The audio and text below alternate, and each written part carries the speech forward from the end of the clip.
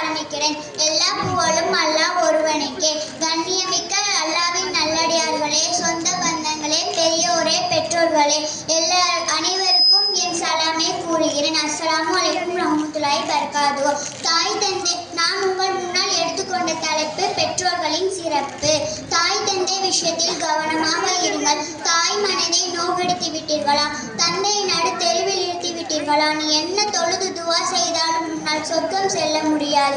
உங்கள் பெற்றோர் உங்களுக்கு செல்வம் கொடுத்திருக்கலாம், கொடுக்காமல் இருக்கலாம். கல்வி கொடுத்திருக்கலாம், கொடுக்காமல் இருக்கலாம். சொத்து சேர்த்து வைத்திருக்கலாம், வைக்காமல் இருக்கலாம். ஆனால் அவர்களுக்கு அருகிலே இருந்து பணிவிட செய்து செய்து நன்றிகளை வெளிப்படுத்திக் கொண்டே இருக்க வேண்டும்.